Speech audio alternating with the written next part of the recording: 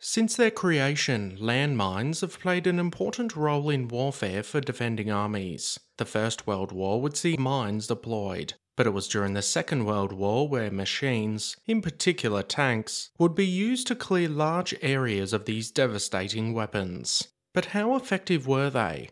In today's video, we look at the Flail Tank and see if these World War II mine-clearing tanks were any good.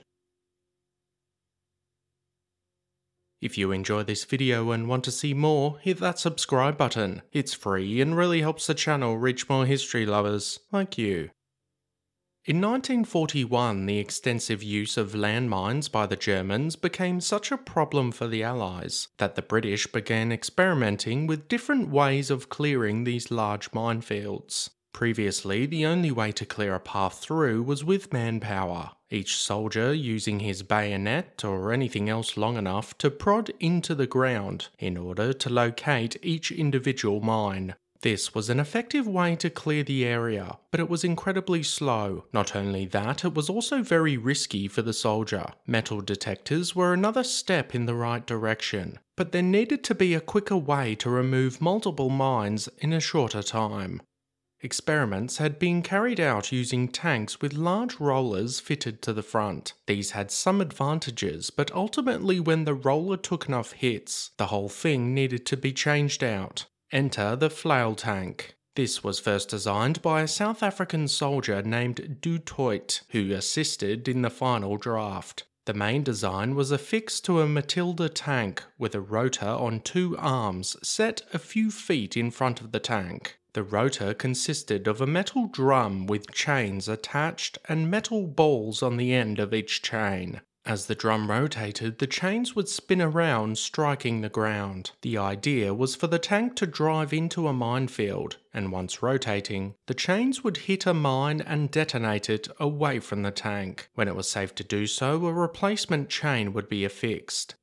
Trials for the Fla Tank weren't without issue. Firstly, what direction should the rotor spin? Spinning away from the tank would cause some mines to be struck and flung back towards the tank. Spinning the opposite direction threw dirt and sand ahead of the tank and buried other mines much deeper. A mesh was erected to stop mines being thrown backwards, and that solved the main issue. Huge amounts of dust were thrown up into the air when the flail was moving. This caused obvious issues with visibility, and several solutions such as exhaust fans were attempted, but nothing completely solved the problem.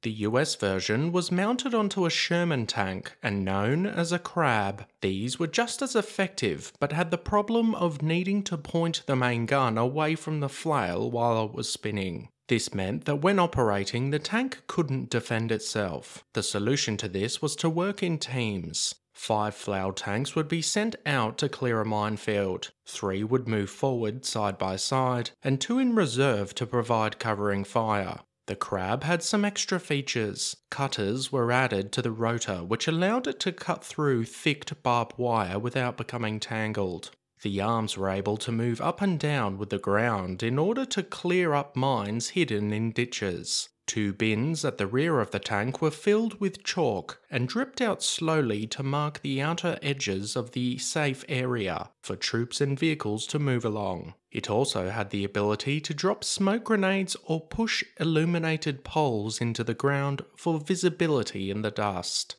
In combat, Fla tanks performed well for the most part. The majority of their disadvantages related to the slow pace they needed to move as they performed their work. This made them an easy target for enemy fire. In North Africa, the sheer amount of sand and dust thrown up caused overheating and engine issues. But come the invasion of Europe in Italy and France, the flails were invaluable in clearing the extensive German minefields. Towards the end of the war, minefields of any decent size weren't laid down, so these Fla tanks eventually became obsolete. Many had their rotors removed and they were used as regular tanks. But nonetheless, these incredibly interesting looking weapons of war were certainly effective tools when used in the right conditions. Even in modern times, similar vehicles are still used to clear large-scale minefields, a throwback to the ingenuity of World War II.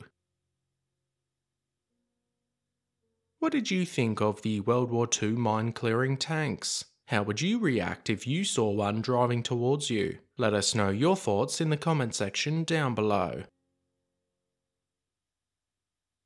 As always guys, thanks for watching. Be sure to hit that subscribe button if you want to expand your knowledge and join the growing Premier History community.